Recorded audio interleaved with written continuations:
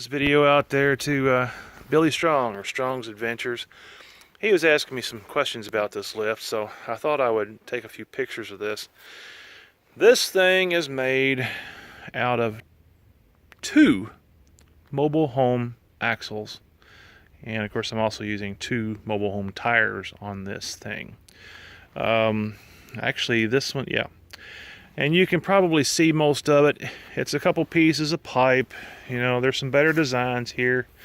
This is the first one I made. Now, if you can use your imagination, if you change this design and come up with an uprigger like that, instead of having a square piece, you can make this more efficiently with less material. You have to have these 2 side pieces here, that and that. If you've got something long up in the middle of this, you know, it will seek the center between those 2 pieces. So you have the best little, you know, cable jack, winch, best little cable winch that you can possibly get, put it there, or an electric one if you got one, you know, and make sure you can use as many pulleys, fit as many pulleys in there as you can, because the more you have, you know, the more lifting capability you got. And, you know, I have used this, I promise you, I have done 30-inch diameter trees, 14 feet long on this. I've pulled them with that. Flat tires. No, not with flat tires, but the other thing, I have jerry-rigged a connection down here, and I've used a piece of, you know, boiler pipe mounted there, going out this way for quite a long distance, and use it kind of like a hoist. So, you know, you can move stuff around the yard. That's what I use that to get that big anvil-shaped object out of my car with in that one video. Now, that wasn't my best design, but whatever.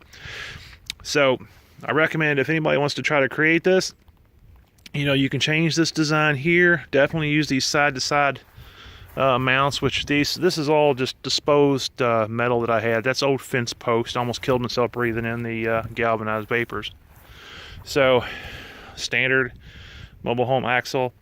I did go through and make some cuts. You can see what I did there. I kept the ends just like that on both sides.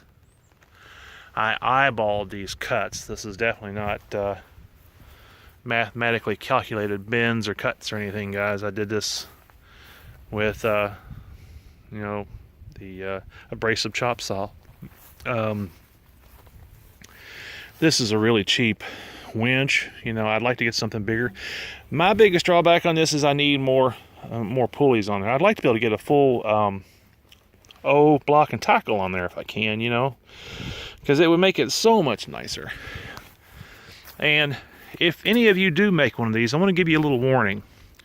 The way this is made, if you put a real long piece on this that's heavy, this will pick up the back of your truck or the back of your ATV. So, you know, keep in mind the weight that you're moving around with this, because I had pulled something longer than I needed to on here, and it actually lifted up the back of my ATV and made me lose control and almost wreck. So keep it in mind. This is really handy, you know, for blacksmiths moving heavy stuff around. You could put that, you know, put the little hoist attachment on here and back it into your shed. It's useful. It took me maybe, I want to say it took me 45 minutes to an hour to build this once I acquired the materials. And I'm sure a lot of you probably have these materials laying around in your backyard. And you can find the mobile home axles relatively easy. A lot of times they'll give them to you. Sometimes, I guess. But anyway, this one's for Billy.